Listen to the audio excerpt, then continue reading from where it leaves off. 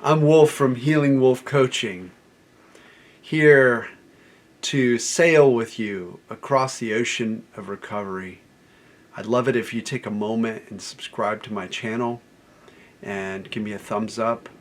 And later, after the video, I'd love it if you leave a comment. So let's breathe together. Let's take a deep breath of ocean wind. Then exhale doubt.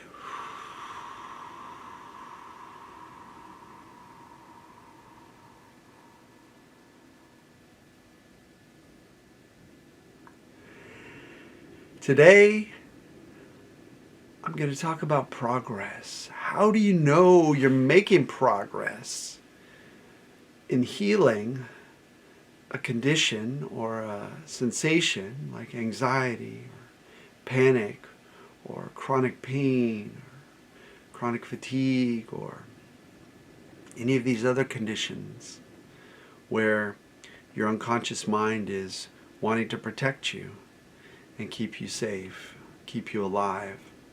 How do you know if you're making progress if those sensations have gone up or stayed the same? On this journey, you can't always measure progress based on big dramatic shifts in sensation levels. That's an old school way of thinking, a medical model way of thinking, where if you have a headache and you take a pill, then the headache level drops down, or you feel a little bit like the sensations have gone down. When it comes to a totally benign condition where your unconscious mind is creating protective sensations, what I call PS, to take care of you, to make sure you have energy to fight or to flee, then in that case, measuring sensation levels doesn't always make sense. Sometimes you'll have a linear progression where you're doing the kind of work that you need to do to retrain that part of your unconscious mind to know that you're safe, or you just have a sudden revelation where all of a sudden you get it, like it's just so deep in your heart, you know you're fine, you go out into the world and you do what you need to do. In that case, the sensations can drop dramatically. But in most cases that I've observed, and in my own case, as you move in the right direction, especially in the beginning, and you begin to shift your mindset from a place of fear to a place of allowing and acceptance and gratitude, as you move from resistance to gratitude through the phases of indifference and acceptance, then what can often happen, and this is something talked about a lot in this field, is an extinction burst, where you get a lot more sensations. The sensations actually go up. It's almost like your mind is saying, is questioning and saying, wow, why all of a sudden is he not concerned? Is he not bothered by these sensations that I'm sending to protect him, to give him that extra or give him that retreat? Why is he not concerned at all? I better give him a huge amount so he can get concerned, because maybe there still is an issue here. Maybe there is a danger here. So it's almost like a huge test. In psychology, you see this with models of rats who are given a food pellet each time they push a lever. And they reinforce that by intermittent reinforcement. They give them a pellet sometimes not. And if you stop the pellets altogether, the rat goes kind of nuts. It goes and it slams that thing over and over and over and over and over. It wants that food pellet. So if you look at that through the lens of unconscious mind has been giving you chronic pain or anxiety or whatever, depression, insomnia. It's been giving you that to keep you safe for so long. And it's been giving it to you sometimes intermittently. Sometimes you get it, sometimes you don't. Sometimes you have a whole bunch of it, sometimes a little less. That's how we know it's coming from unconscious mind. It's not a a broken leg where it's going to hurt right away. When you break your leg, it's going to hurt all until it heals. So that's a more linear, acute injury type of sensation. Anyway, so back to the extinction burst model. So when unconscious mind realizes it's not getting your fear, it's not getting your reactivity, it's not getting what it thinks is the normal sequence of events. It's giving you a lot of pain, it's giving you pain pellet, and it's, or it wants to give you a fear pellet.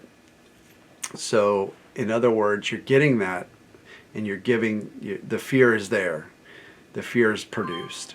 And when your unconscious mind stops getting that fear pellet reaction, unconscious mind being the mouse, it freaks out. It starts slamming the button. It wants to get you really afraid so you can be back in safe mode. But the truth of it is, that fear is not real. It's not serving you. It's just fueling those sensations. So as you move forward, once you realize that, then it's liberating. And allow yourself to accept that on your journey, the sensations often can and will increase before they begin to decrease. And then it's haphazard. It's non-linear. It can go up and down, up and down. Its unconscious mind keeps hurling these questions. Should we be afraid? Should we be afraid? And if fear comes up in you, then it reinforces it again. So you're back on that path. And then when your mindset is strong and you're like, I'm good, I know, I've got pain, but I'm still going to go out and wander in the park, take my dog for a walk and enjoy some sunshine, and maybe go hang out with a friend after that. I'm going to go do some things with my life. You might get an increase, what they call an extinction burst. You might get an increase.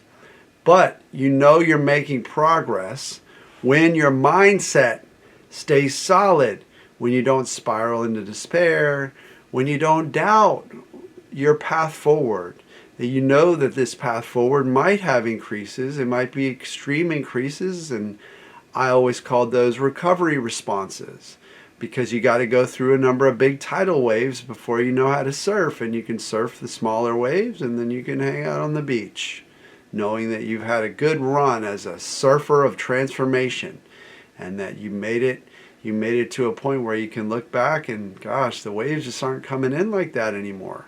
But for a while they might. So measure your progress based on your mindset. Measure it based on your ability to look into the future and see situations that used to make you afraid, but now you could lie down and visualize that and not feel any issue. You could feel okay. You could feel like, yeah, I could go on that trip. I could take that trip. I could drive to the grocery store. I could run a mile. I could go swim for an hour. I could allow that to be a measure of progress. The way your mind begins to accept things that it was terrified of, that it was locked in. Oh, I can't. Your mind may have wanted you to have those thoughts by giving you the pain or the anxiety. Oh, I could never go out to a concert. Oh, no, my anxiety, I would probably have a panic attack all night. No, that's not true. It's not the case. And as you recover, you'll be able to visualize that and say, hey, my mind is actually allowing me to have these beautiful forecasts of my future. And my mind is also allowing me to have these little moments where I know I'm getting better. And these other little moments where I'm feeling even better. And these moments where my mindset is so strong that it doesn't matter if my pain level is through the roof or if my pain level is down on the floor. It doesn't matter. So that's how you measure progress early on. Longer term, looking back months, years, whatever, you probably won't even notice as your pain drops. And I know that sounds ridiculous, but it's just the case. The way the mind often works, you'll look back and be like, wow, I've been feeling way better than I did last year. Way better. and look at all the stuff I'm doing in my life. So progress is something that we all want to have some measure of. So use your mindset. Use your mindset.